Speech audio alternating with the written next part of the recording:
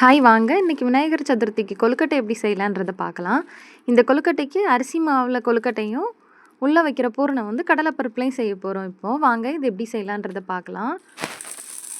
Okay. இப்போ கொழுக்கட்டைக்கு உள்ள வைக்கிற பூரணம் செய்கிறதுக்காக 1 கப் கடலை பருப்பு எடுத்திருக்கேன். இந்த கடலை பருப்பு ஒரு 3 டைம் நல்லா வாஷ் பண்ணிவிட்டு, இதை ஒரு 2 ஹவர்ஸ் வந்து தண்ணி ஊற்றி ஊற வச்சிடலாம். இப்போ நம்ம ஊற வச்சுருந்த கடலைப்பருப்பு எடுத்து ஒரு குக்கரில் 4 விசில் வச்சு எடுத்துக்கலாம். இது ரொம்ப மசிஞ்சு வேக வேண்டாம், ஓரளவு மீடியமாக வெந்திருந்தாலே போதும் இந்த கடலைப்பருப்பு.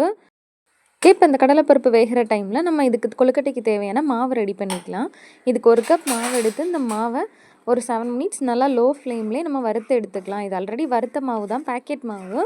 இதை நம்ம இன்னொரு டைம் வறுத்துட்டு செய்கிறப்போ இது ரொம்ப சாஃப்டாக இருக்கும் கொழுக்கட்டை. அதுக்காக நம்ம நல்லா வறுத்துக்கலாம். இந்த மாவுக்கு தேவையான உப்பு சேர்த்துக்கலாம். உப்பு சேர்த்துட்டு நல்லா கொதிக்க வச்ச தண்ணியை இதில் கொஞ்சம் கொஞ்சமாக ஆட் பண்ணி கொழுக்கட்டையை சப்பாத்தி மாவு பதத்துக்கு இதை பிசைஞ்சு எடுத்துக்கலாம். இது நல்லா கொதித்த தண்ணியில் தான் இந்த கொழுக்கட்டை வந்து கிளறி எடுக்கணும்.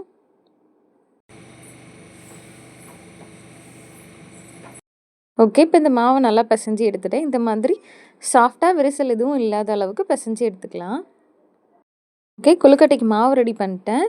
இப்போ இந்த பூரணம் செய்யலாம். குக்கரில் 4 விசில் வச்சு கடலைப்பருப்பு நல்லா வெந்துடுச்சு. இப்போ இதில் இருக்கிற தண்ணியை மட்டும் வடிகட்டிட்டு இந்த குக்கர்லேயும் இந்த கடலைப்பருப்பை சேர்த்து லைட்டாக மசிச்சு விட்டுக்கலாம். மசிச்சு விட்டுட்டு கொஞ்சம் கடலைப்பருப்பு மட்டும் தனியாக எடுத்து வச்சுக்கலாம்.